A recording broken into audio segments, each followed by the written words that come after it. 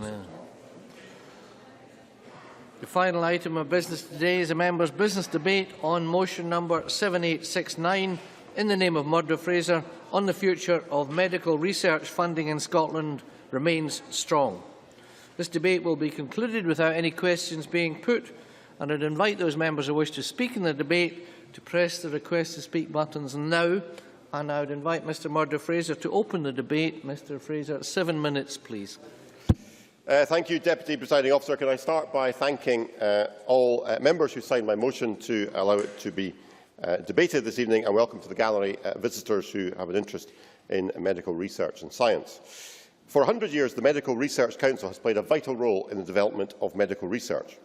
In 1913, the MRC was established, with its main role being the distribution of medical research funds under the terms of the National Insurance Act. Since then, its role has expanded greatly, and last year oversaw the distribution of nearly £770 million of funding, of which nearly £75 million was spent here in Scotland. The Medical Research Council is a UK government institution that operates alongside 7 other research councils, helping distribute funding throughout universities in the UK. Funding from the MRC also supports development of future research leaders. In 2012-13, £9.8 million worth of funding won in Scotland was spent on research studentships. MRC research has led to improvements in human health, boosted the economy, established jobs and sustained a competitive environment for world-class medical research in Scotland. The Council supports 12 major partnerships with universities, the Office of the Chief Scientist, UK charities and other research councils. In Scotland, institutions supported by the MRC include the Universities of Edinburgh, Glasgow and Dundee, and the FAR Institute, which is representatives from the Universities of Dundee, Edinburgh, Aberdeen, Glasgow, St Andrews and Strathclyde, as well as NHS Scotland. Now, the number of scientific discoveries uncovered thanks to MRC funding are too numerous to mention, but there are a few that do deserve proper recognition. Alexander Fleming, one of our greatest Scots, discovered penicillin whilst receiving funding from the Medical Research Council, and he, of course, went on to win a Nobel Prize in Medicine for this achievement. Other noted feats while working with the MRC funding included Sir Edward Mallenby's discovery of the dietary cause for rickets and the 1962 uncovering of the structure of DNA. Hundreds of vital, life-changing scientific discoveries have been unearthed by scientists and researchers using MRC funding. So the importance of this institution cannot be underestimated, and is highlighted by the fact that 29 scientists working on MRC projects have won Nobel Prizes, including 8 since 2001. In the past year, MRC scientists have made some remarkable discoveries. At the University of Dundee, an MRC research study discovered that an inexpensive drug used for treating gout holds promise for preventing heart disease and stroke. At the MRC Centre for Regenerative Medicine at the University of Edinburgh, researchers discovered that leprosy bacteria has the ability to hide inside cells of the nervous system and reprogram them to take on the properties of stem cells. This finding increases our understanding of how leprosy spreads and could also help scientists improve the safety and use of lab-produced stem cells, paving the way for new treatments to repair and replace damaged tissues. So there are hugely important discoveries in the field of human health being made in Scotland, thanks to MRC funding. And the life sciences sector makes, as we know, a substantial contribution to the Scottish economy. As of 2012, 15% of UK life science institutions are based in Scotland, resulting in an economic contribution of £1.5 billion gross value added annually and a turnover of £3.1 billion.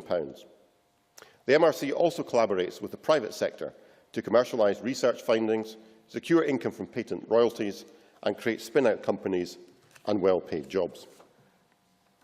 Looking at the wider Research Council picture, Scotland punches well above its weight. UK Research Council funding is allocated on the basis of excellence through a competitive peer review process, regardless of where in the UK it takes place.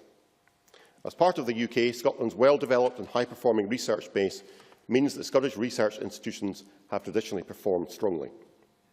Last year, Scotland secured £307 million, or 10.7% of the UK total of all Research Council funding above what our population share would entitle us to, and demonstrating how well our Scottish universities are doing in terms of the excellence of the research they are producing. Deputy Presiding Officer, when I tabled this motion for debate, I had no idea it would end up being debated today. And today's White Paper launches, of course, a significant milestone in the course of the Scottish independence referendum debate, and it would be remiss of me in a debate entitled The Future of Medical Research in Scotland not to consider the issue of the research funding in an independent Scotland. National governments fund national research, and although research councils do support international projects, they generally only provide funding to researchers in UK institutions. So in the event of independence, it is the government of an independent Scottish state which would become responsible for deciding how much to spend on research activity and how to, I'll just finish the sentence and I'll give way, and how to distribute research funding. I'll give way. Dr. Allen. Member for giving way. He indicated that on the whole, states only, I don't want to misquote him, but the states primarily fund research within their own borders. How does he square this with the UK's recent arrangement with Switzerland for a large amount of cooperation with Switzerland over social science research? Murdo Fraser. Well, the Minister is entirely right to say there are collaborative programmes taking place, but I think if you look at the total sums involved, they are much smaller than the sums being spent nationally. For example, in Scandinavia, which is oft-quoted by the Minister and his colleagues of an example of a pooling of research funds, the total sum involved there is £13 million annually, compared to £300 million being spent in Scotland alone, and it just shows that there is a difference in scale which is quite substantial. So on this point, Deputy Presiding Officer, I read with interest the section in the White Paper that covers this point of research councils, and it says, and I'll quote it directly, with independence we would intend to negotiate with the Westminster Government a fair funding formula for Scotland's contribution based on a population share, but taking reasonable account of the fact that the amount of research funding received by Scottish institutions may reflect higher or lower levels of funding. Now, I have read and reread that sentence, Deputy Presiding Officer, and I'm still none the wiser as to what it means. So perhaps the Minister, in his remarks later, can explain what exactly that does mean and answer really the crucial point, which is the one people in the sector want to know the answer to, which is, in the event of Scottish independence, will we see current levels of research funding in medical research and other areas maintained, go up or go down, because that, I think, is the crucial point, and that is what needs to be made clear. Presiding Officer, during its first century, the MRC has been at the forefront of international medical research and has contributed to some of the most significant discoveries within human history. I hope that Scotland, whatever our constitutional future, will continue to benefit from MRC funding and enjoy being part of the MRC's next century of life-changing research. Thank you. Many thanks. Now call on Roderick Campbell to be followed by Hanzala Malik. 4 minutes or thereby, please. Thank you, Presiding Officer. I welcome the opportunity to speak in this debate, and I congratulate Murdo Fraser on securing the debate. I'd also like to congratulate the Medical Research Council on its centenary and acknowledge the important work it's done over the years and the valuable contribution it will continue to make to science and understanding in the future. Murdo Fraser has, of course, given us a good description of the history and operation of the MRC and notes its importance in the discovery of penicillin. And I was also particularly interested in the comments on progress in treatment, prevention of heart attacks and strokes by the use of a common gout treatment.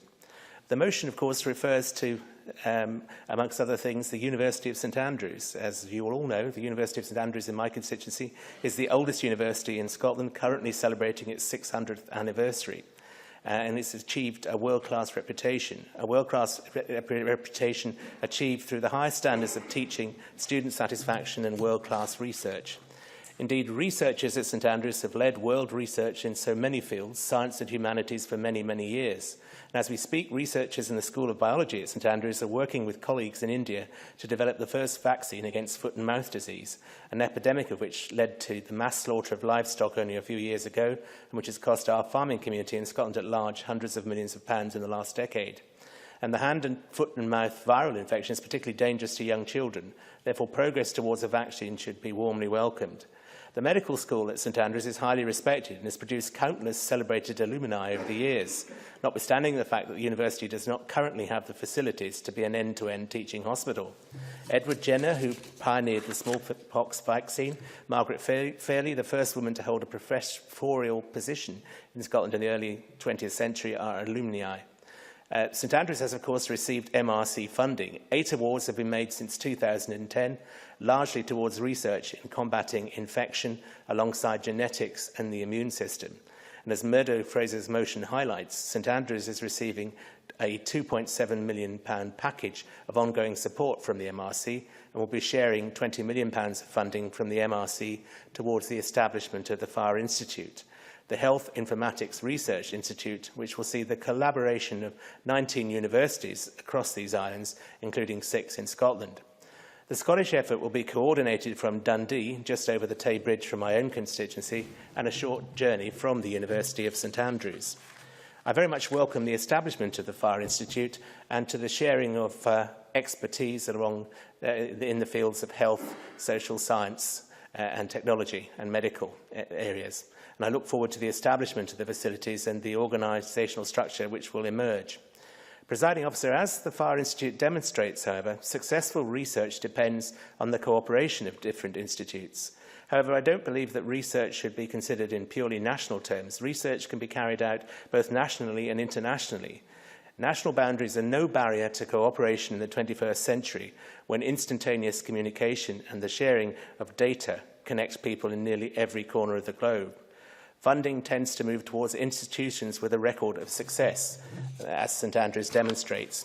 And funding comes from a variety of sources. The MRC, for example, receives a great deal of funding from the charity Medical Research Foundation, and other funding enjoyed by Scottish institutions comes from business, charity, the European Union and government. In that connection, it's worth noting the 38% increase in investment by the Scottish Government in research and knowledge exchange activities since it came to office in 2007. So Murdo Fraser should rest assured research is safe in the hands of the Scottish Government. In conclusion, Presiding Officer, I thank Murdo Fraser once again for securing this debate and congratulate the MRC on its centenary. Many thanks. I now call on Hanzala Malik to be followed by Graham Day. Thank you very much and good evening, Presiding Officer. First of all, I would like to thank Murdo Fraser for bringing this important subject for today's members' debate. Thank you. I welcome the time and effort that has been put into contributing the funding for medical research in Scotland, as I believe that it is advances our medical knowledge technology, thereby contributing to the maintenance and importance of human health and well-being. The Medical Research Council, MRC, has funded research that has led to faster and more effective ways of medical research to flourish at all stages, from working to understanding fundamental science without having specific health questions in mind to tackling some of the most pressing health issues facing society today. The MRC has created and established jobs and sustaining the complex environment for world-class medical research in Scotland, which has boosted our economy and put Scotland on the medical world map. In particular, I would like to mention the MRC's £28 million investment in the Centre for Viruses Research based in the University of Glasgow, my hometown. This scheme is a strategic investment intended to train scientists to tackle the health problems posed by viruses now and in the future. The Centre has a strong collaborative network with scientists in Edinburgh and St Andrews, as well as the rest of the UK, and has produced very valuable findings. We are proud that the MRC's achievements and wish them well in the future, and I hope that they will continue to fund the investments that do in Scotland today. However, I need to respond to a couple of comments made in terms of the future that is being asked by the Minister. One was if there is an independence, then where is this research money going to come from, if not from the UK?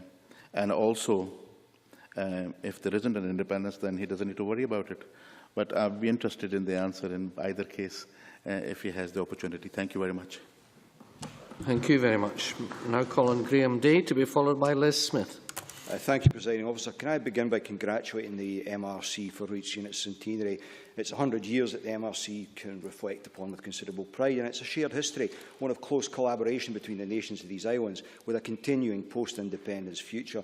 The funding of research is an important issue, important enough to have 3 pages dedicated to it in Scotland's future, the document published today. And to that extent, I congratulate Murdo Fraser for securing this debate. But that said, it is wrong for him to make the assertion that he does, predictable though it is. And don't just take my word for it.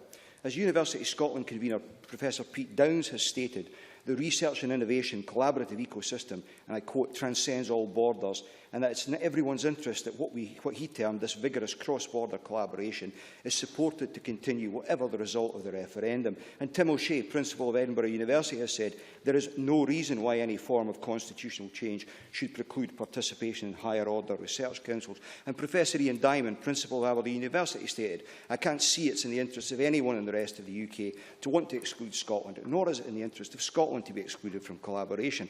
Now, as far as I'm aware, none of these views have been expressed by people known to be partisan on the issue of independence. Rather, they come from academics taking a pragmatic and practical look at the situation. Listening to Murdo Fraser, I had this vision of Dad's Army's Private Fraser proclaiming, we're all doomed. I'll resist the temptation to deploy Captain Mannering's withering put down a private pipe by way of response to his contribution. With medical research, it is rather like the situation with energy, Presiding Officer. We have a UK-wide grid network through which Scotland ensures the lights remain on in the rest of these islands. 365 days a year, under devolution, Scotland exports electricity to England and Northern Ireland, and that will continue post-independence. We won't see them plunged into the dark, because like good neighbours, we'll collaborate because it makes sense to do so. And in the same way, integrated and collaborative medical research will continue, just as it does at present, between the UK and other countries like Switzerland, because that's the best thing, the right thing to do.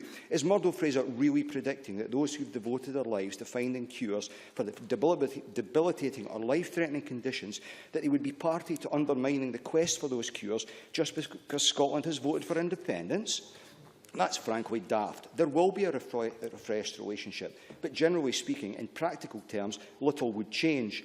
At the moment, public funding for university research across the UK is delivered through block grants from the funding councils of each country, paid for through the devolved budgets, along with competitively awarded grants from its shared research councils, funded through taxation. Post-independence, this government will seek to continue the common research area approach, albeit instead of our paying our share through UK tax state, we would negotiate a share based on population percentage and taking account of the level of research funding coming to Scotland. And I certainly had no problem understanding that section of the document. But to be fair, there is a degree of uncertainty in the area of research. This government is supportive of the European Commission's ambition for a reinforced European research area partnership for excellence and growth, which would see researchers, research institutions and businesses better engaging across borders. Were we to remain in the UK, of course, we might, by virtue of the Tories' plans for an in-out referendum and EU membership, conceivably find ourselves on the outside looking in as that sensible approach is developed. Perhaps something to think about for those in the research community as they ponder how to cast their vote in the referendum. Presiding Officer, can I conclude by pointing out that this debate takes place on the day that the cancer mortality in Scotland 2012 statistics were released. These show that over the past 10 years, cancer mortality has fallen by around 11%. Now, a number of things have contributed to that, but not the least of which is the research into cancer, which has been conducted across the world, across Europe, and indeed across the UK. And right at the heart of that has been the work done in Dundee at 9 Wells by Professor Alistair Thompson of Dundee University's Clinical Research Centre, which I, along with my Dundee-based colleagues Joe Fitzpatrick and Shona Robertson, will be visiting next month to see for ourselves the progress being made in tackling the scourge of cancer. We will make that visit not with an eye to the future, not to the future, not the present or the past, understanding that the work being done in Dundee will continue and indeed flourish following a yes vote next year. Many thanks. Now call on Liz Smith to be followed by Eileen MacLeod. Thank you, Deputy Presiding Officer. I think it's very clear indeed that in a world that is very much about global competition these days, particularly between universities, that is intensifying by the day, The individual institutions are increasingly judged not just by their students and staff, but by the outside world on the quality of their research facilities and how well advanced they are when it comes to their collaborative thinking and their ability to develop knowledge exchange. Now, that's a slightly different issue from funding. We are rightly celebrating the Medical Research Council's centenary, given the extraordinary provision that it has made throughout the UK, including within Scottish universities and our teaching hospitals. Over its life, the Medical Research Council has supported no fewer than 29 Nobel Prize winners, and it has ensured that many of our Scottish institutions have been absolutely at the cutting edge when it comes to scientific and technological development. The Haldane Principle, which has underpinned the Medical Research Council since 1918, has ensured that whilst the Council remains a publicly funded body, it is actually at arm's length from government, so that scientific decisions can be made on an independent basis and according to the criteria which will reap the biggest returns from medical research, funded directing at improving health outcomes. That principle has formed the basis for the current strategic direction of the Council, which comprises 4 aspects. Firstly, identifying the research that delivers the best return, how more people can access the benefits of research, how the UK can compete globally, and how we can best support individual scientists. What happens in medical research not only has a major implication for our universities and our hospitals and the related sciences, but also their ability to attract top-class students and staff, but it also has a very direct involvement for the local economy and national economy too, and therefore the creation of jobs. Universities in all their guises contribute £6.3 billion to the economy and somewhere in the region of 142,000 jobs. A very high percentage of that relates to medicine and its related sciences, probably somewhere in the region of 96 million. The fact that Scotland has been able to punch so well above her weight when it comes to receiving funds from research councils tells its own story. On average, for the last few years, Scotland has been receiving around 13% of research funding, despite having around 8.5% of the population. But in terms of medical research funding, that figure has actually been closer to 17%. And that is a very significant sum of money, but it's also a sign of the distinguished reputation which Scotland enjoys when it comes to medical research in particular.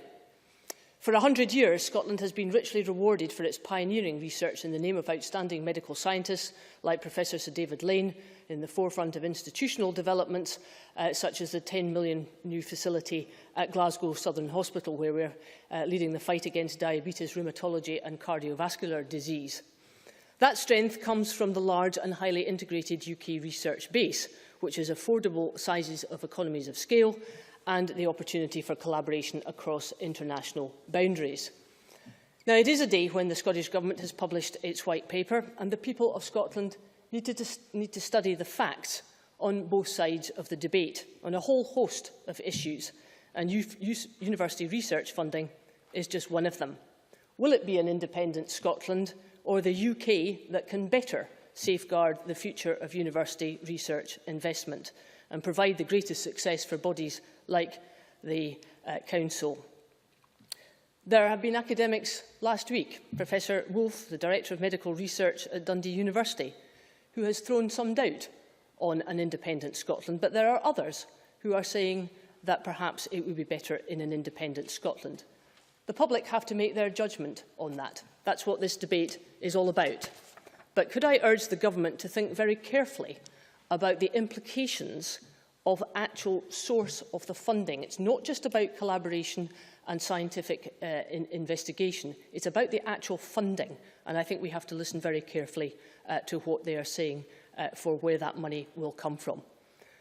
Deputy Presiding Officer, it is really important that we celebrate 100 years.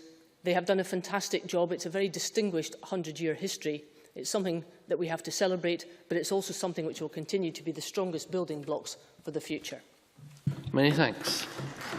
Now call on Aileen MacLeod to be followed by Bob Doris. Thank you, Presiding Officer. And I'd also like to congratulate Murdo Fraser on securing tonight's debate, and also congratulate the MRC on funding 100 years of life-changing discoveries. And I think everyone is aware of the important work across the spectrum of medical research that is being undertaken in Scotland's universities and specialist research centres.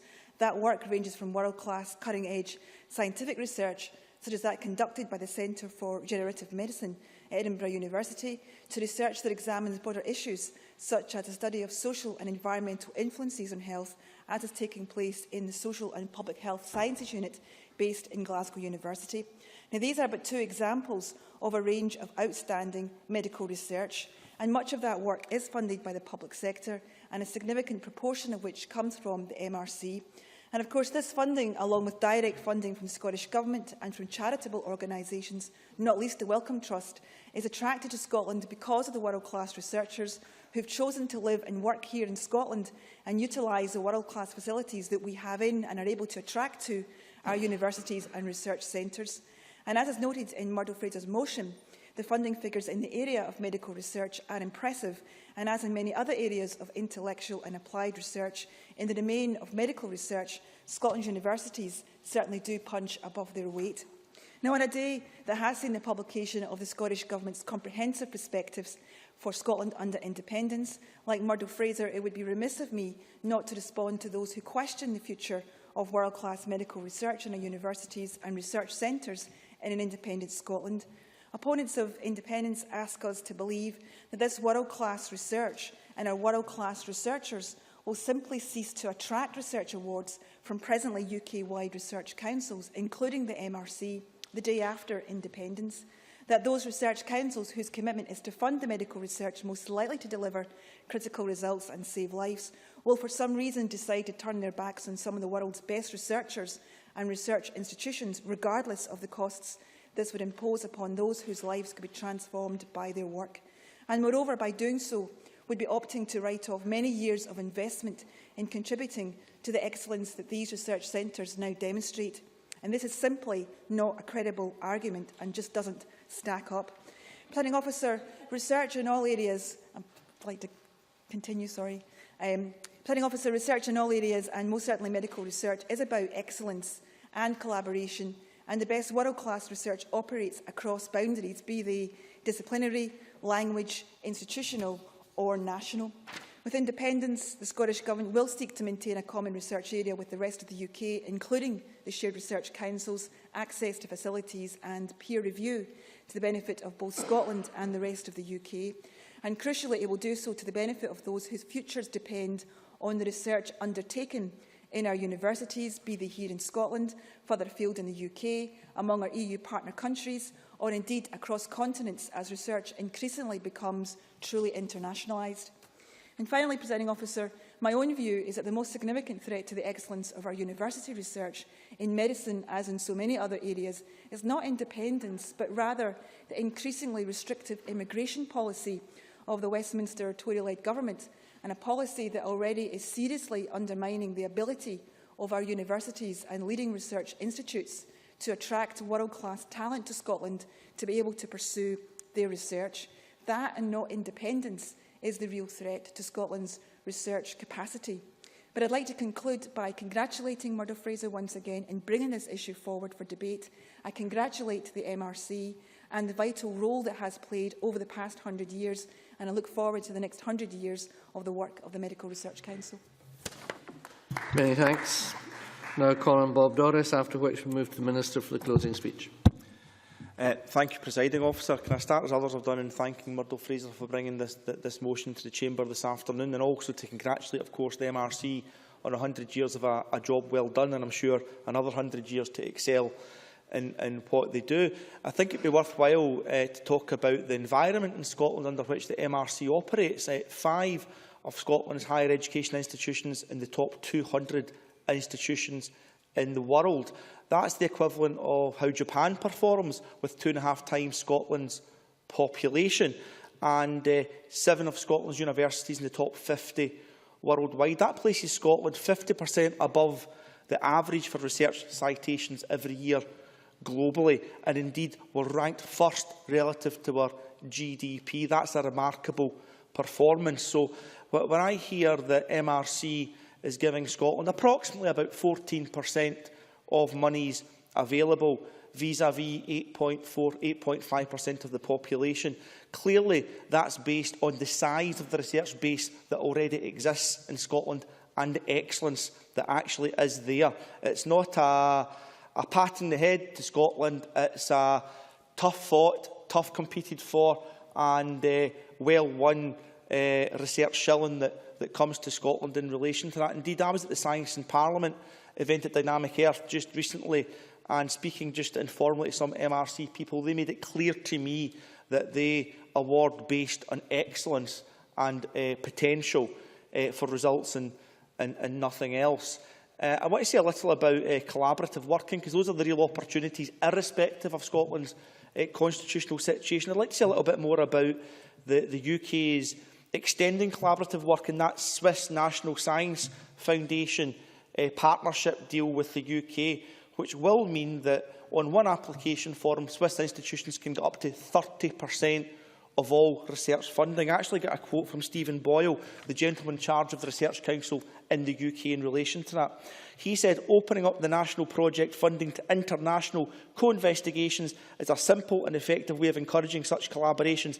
I am therefore pleased to sign this joint statement, which I hope this will be the first of several with other sister agencies internationally. In other words, this is the direction of travel for the UK, and the direction of travel in partnership with Scotland once we are independent also of that, I have no doubt.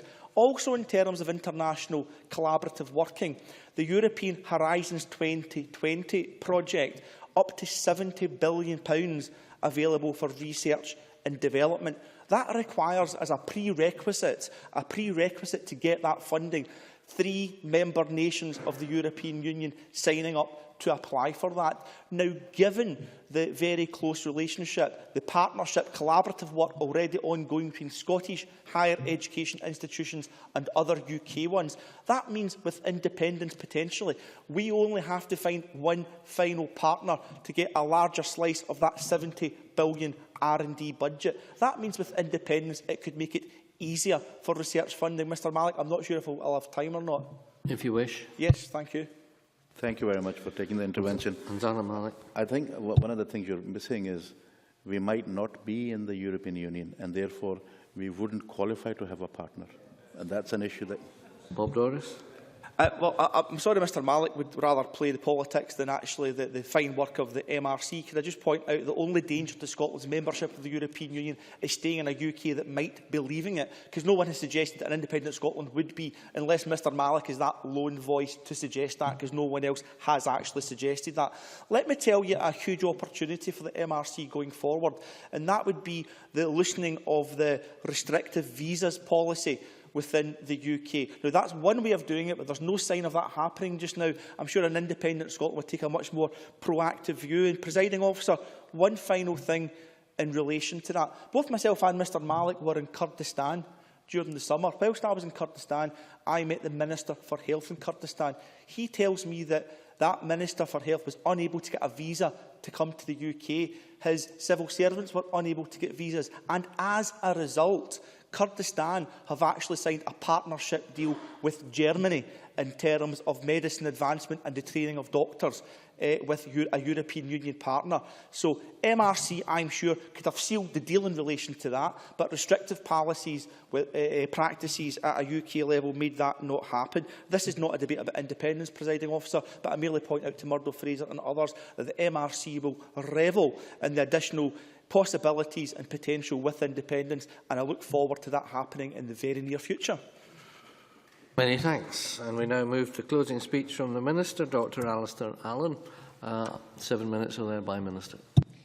Thank you very much, Presiding Officer. Can I firstly congratulate Murdo Fraser for bringing this debate to Parliament today and for the timely opportunity it has provided us to celebrate Scotland's long-standing contribution to the world of medical research. The commitment of all those carrying out this research in Scotland has, of course, immeasurably improved the health of people in Scotland and internationally. Mr Fraser mentioned distinguished recipients of research funding, including Sir Alexander Fleming, and of course he and many others have over the years been supported by the Medical Research Council at some point during their careers, and I'm sure that they would I'm sure that all of us would wish to join in not only celebrating the MRC's centenary, but also in recognising the MRC's continuing significant investment in Scotland. In addition to the many examples of research cited in the course of this evening, I'd like to mention just a few more that I feel merit recognition, and in doing so recognise the fact that Mr Campbell mentioned the FAR Institute, highlighting how research transcends all boundaries, whether those be the boundaries of Scotland or the UK, a point made by Bob Doris and others.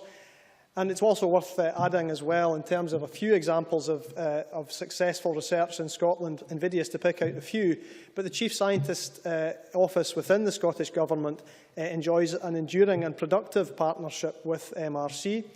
The two organisations have for many years co-funded two research units, one in the area of hearing and the other in social and public health sciences, and in 2008 jointly established the Scottish Collaboration for Health Research and Policy.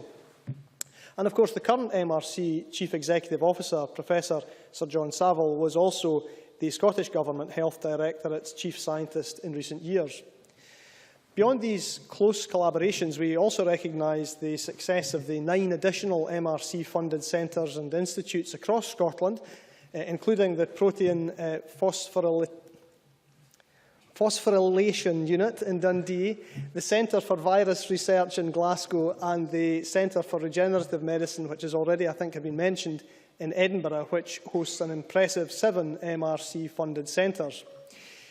The MRC also takes the lead on a number of funding initiatives involving many key partners in health research funding, covering areas such as prevention research, lifelong health and wellbeing, infection research, and more recently, health informatics. Their ability to pool together funding organisations into effective partnerships is to be commended, and of course it is important to remember also the contribution of both the NHS and also charitable funders in all this. My colleague, the Minister for Public Health, recently announced the successful applicants for partnership funding with Alzheimer's Research UK and Prostate Cancer UK, and a call for applications in collaboration with muscular dystrophy charities as well. Leading on from the success of these, the Chief Scientist Office is now working with a number of other funding partners, including the Stroke Association, to develop similar partnerships which allow Scottish researchers to access more significant funds that each funder alone would be unable perhaps to provide. Presiding Officer, the debate today has reflected the broad consensus on much of what we have had to discuss in the motion before us today. That said, the felicitous timing of the debate means inevitably that we have occasionally strayed into more contentious waters. I hope it is not too uncharitable of me to wonder whether that was at least partly in Mr Fraser's mind from the outset of the debate, even if he didn't know the date of the debate, they didn't know the day the debate would be called. But in fact, even when we came to discuss some of the broader issues of research funding in the context of something as contentious as independence, there is actually more common ground than perhaps some of us, or some speakers certainly, cared to agree. Firstly, it is worth stressing that the funding invested in Scotland by the MRC historically and at present is a clear recognition of the quality of our research in this sector. So the fact that Scotland secures more than her population-based share of funding is a source of pride. And because, as Mr Fraser himself said, that funding is awarded on the basis of the excellence of the institutions and individuals concerned, regardless of where they are located. These are not acts of charity, they are recognitions of excellence. And to answer Mr Mallock's question directly about where the money will come from to fund research councils in the future, given that the money currently comes via the UK Government, I can really only answer directly by saying these monies will come from the same place they ultimately come from just now, which is in good share from Scottish taxpayers themselves. In a moment, I just want to add that with Scotland's budget as a whole, as opposed to the share of it currently devolved to Scotland, with our budget as a whole in Scotland's hands, there is nothing to stop Scotland paying into shared research councils. the Minister for taking the intervention. He's absolutely right on that point. The debate is not about whether there would or would not be research funding. It's a matter about how much there would be. And what is the debate that we have to take forward in the context of independence is whether we would get more of that share by being part of the UK, or whether in an independent Scotland we would have difficulty in securing that level of amount. And that, I have to say, is confusing in the White Paper. Minister. Well, I should say that the figures, or rather the section of the White Paper dealing with this is pretty unambiguous. It does say that with independence, the government will ensure that levels of investment in university research are maintained at least current levels. And I can, of course, say that I cannot say what levels of funding would be allocated by future UK governments. I can, however, say that if these decisions were made in this place rather than another place, they would be in our hands rather than somebody else's. But it's also important to add that none of this precludes there being shared research councils. And so the publication of the White Paper today at the Glasgow Science Centre outlines our vision of an independent Scotland working closely with our neighbours. And given our competitive strengths and the many cross-border research collaborations and partnerships that exist, there are clear benefits, not just for us, but for the wider medical research community, of maintaining a common research area with the rest of the UK. So, in conclusion, Presiding Officer, I would again like to thank Mr Fraser for bringing this very helpful debate, and would like to add my own congratulations to the MRC on 100 years of funding valuable research that has dramatically improved individual lives, not just for the people of Scotland or the UK, but across the world. Many thanks. And that concludes today's business, and I now close this meeting of Parliament.